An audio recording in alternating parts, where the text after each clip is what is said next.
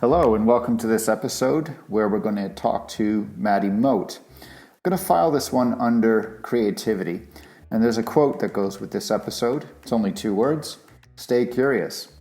And the person who said stay curious is Maddie Moate, who you're about to hear me speak with. Maddie Moate's an interesting character. She first sort of came to my attention via my children, who watched BBC and CBBC shows, and she features quite heavily on there, specifically a show called Do You Know, where Maddie goes behind the scenes of pretty much everything and creates very valuable content. And she's fascinating because there's always a debate, I think, in parents about screen time. Famously, Steve Jobs, who created Apple and the iPad and iPhone and all these devices we use today, apparently didn't let his kids use iPads or watch them. And I know some parents in my circles that say no screen time, some parents that allow up to 30 minutes, and then between us, we let our kids sort of liberally use their iPads. But it's about quality and quantity. So the type of stuff our kids watch, and especially the type of stuff Maddie Moate produces, is what we would call quality, and we certainly don't mind them sponging that up. Now, Maddie is actually quite a good person in the sense that I contacted her and said I'd like to speak to her, just have a quick interview with her about what she does, and she actually met me in a park.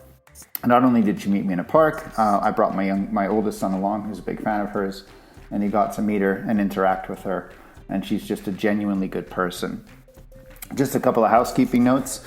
This audio recording you're about to hear is actually originally shot as a video. So if you want to see the shorter clip, you can head on to the YouTube channel, and there is a video there of the interview with Maddie, which you can watch. Finally, any notes or relevant links I'm going to put in the show notes below.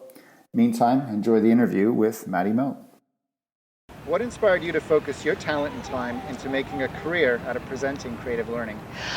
When I was at university, I was interested in the idea of becoming a teacher, but I didn't want to get stuck in some kind of curriculum system that I couldn't be flexible with. But I also really enjoyed performing. I enjoyed theatre and television, and I found myself on YouTube putting the two together in this wonderful combination of teaching on YouTube. So it allowed me to, I guess, exercise my curiosity and talk about things that I personally am passionate about and are interested in, and hopefully I can convey that to a bigger audience and inspire other people to be curious. How long ago did you make your first YouTube video? How long ago did I make my first YouTube video? I think my own personal YouTube video probably made about 5 years ago, and it was an experiment. So I was vlogging and making comedy videos, things that were usually it was me trying something out and seeing how it went.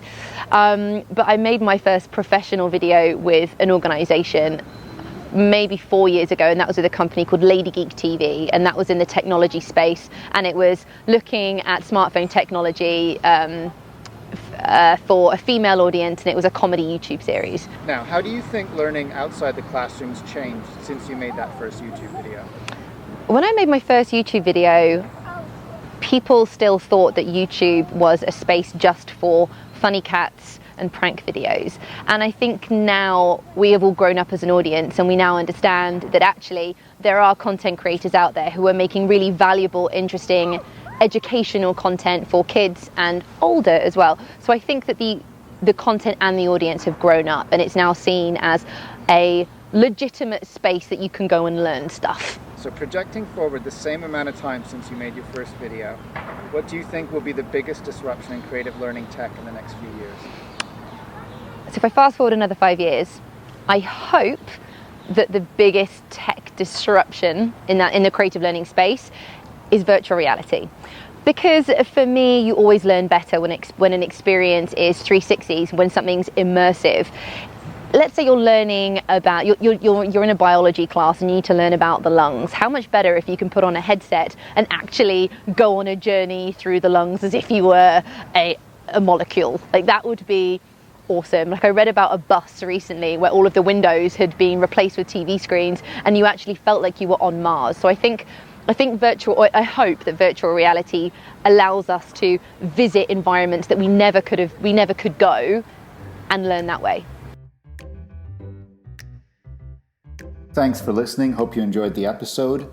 Any links or references that we've made during this episode can be found in the show notes below this episode, whatever platform you're on.